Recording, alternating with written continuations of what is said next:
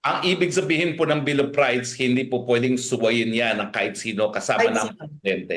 Yan ay karapatan ng taong bayan. Yan ay kabahagi ng social contract na pumapayag ang mga mamamayan na magpasailalim sa isang gobyerno, pero meron silang mga karapatan na hindi po pwedeng ipagkait ng gobyerno. At kapag yan ay pinagkait ng gobyerno, isang dahilan yan para ang mamamayan bilang soberenya ay mawala ng tiwala sa presidente at po pwedeng mapaalis na naman sa pwesto ang presidenteng yan.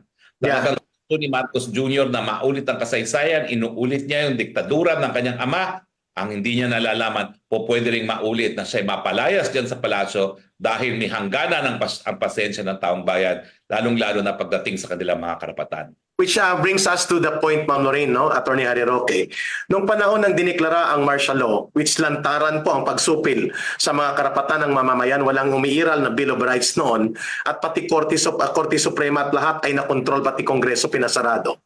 The only thing na nabuwag yung shield ng sinasabi nilang pagkatakot ng mamamayan, Attorney Harry Roque, ay na magkaroon po ng malakas na welga ang mamamayan sa Latondenia noong 1976 at binasag ng mga manggagawa sa Latondenia ang no rally, no protest action ang pinapayagan sa martial law at sinasaktan ang mamamayan. After that rally, Attorney Harry Roque, Ma'am Lorraine, nagkaroon po ng malawakang noise barrage 1978 dito sa buong Metro Manila.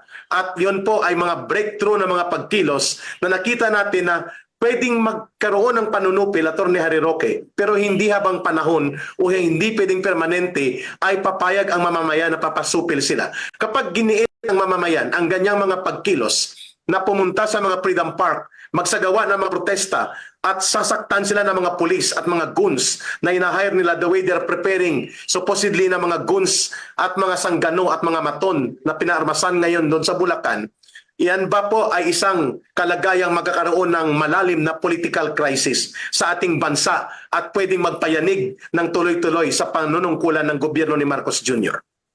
Ang Bill of Rights po ay garantiya na hindi susupilin ng gobyerno ang mga karapatan ng taong bayan, kasama na yung kalayaan ng malayang pananalita at kabahagi na yung karapatan na magtipon-tipon para ipailamang sa loobin ng taong bayan. At kapag yan po ay sinupil, yan ay dahilan nga po para ang soberenyang mga mamamayan ang magdesisyon kung dapat pang magpatuloy ang gobyerno. Dahil kapag sila'y lumabag dito sa social contract nito, gaya ng kahit anong kontrata, po pwede na rin umalis ang taong bayan sa kontrata na binigyan siya ng 6 taon mamuno. Dahil kapag siya'y lumalabag na hindi niya susupilin ng mga karapatan, yan ay basihan nga para mapaikli ang kanilang termino at kahit kailan po pwedeng patalsikan siya ng taong bayan. Sana natuto na siya sa kasaysayan dahil yan ang naging karanasan ng kanyang ama at lalo na sa panahon ngayon na hindi na po pwedeng ulitin ang ginawa ng kanyang ama.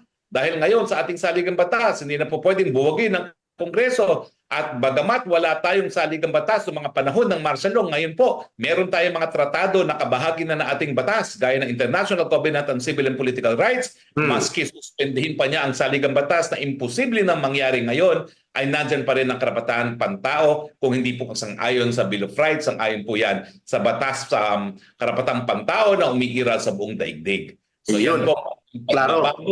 meron na pong legal na basihan itong karapatan natin na hindi po pwede ipag-ait kung hindi sa ating dahil sa ating saligang batas, dahil po sa karapatang pantao na umiiral sa buong daigdig.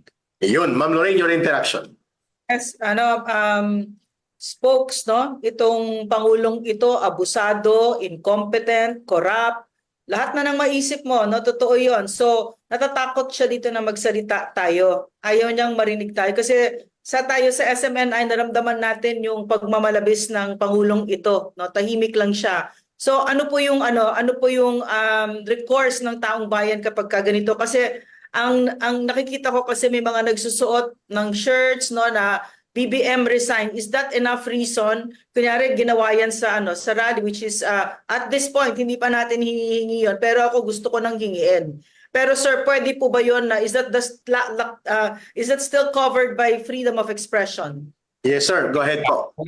Wala pong masama para hingin ang pagre-resign ng isang pangulo. In fact, walang masama kung taong bayan mismo magdidesisyon na iiklian ang termino ng presidente. At yan po, yung desisyon ng Korte Suprema natin. Nung pinalayas ang kanyang ama at sinumpa ang bagong presidente, kinilala ng ating Korte Suprema ang bagong presidente dahil ang taong bayan pa rin ang soberenya at ang desisyon nila ang mananaig kung ayaw na nila sa isang presidente, gaya ng kahit anong inkompetenteng empleyado, pwede siyang sisantihin ng taong bayan at yan nga ang nangyari sa kanyang ama, sinasanti ng taong bayan at kinilala ang pumalit sa kanya nung mga panahon na yon. Yes. Sana nga po, meron siyang sapat na pinag-aralan at sana nga po siya nag-aral ng kasaysayan. Pero dahil nga second year college dropout siya, hindi na niya napag-aralan ng kasaysayan ng Pilipinas, kaya hindi siya natututo. Ngayon Claro. po, yan ang isang dapat na ikonsidera ng taong bayan. Dapat siguro merong minimum 4-year degree, college degree ang presidente nang sa ganun, hindi naman sila mangmang sa kasaysayan.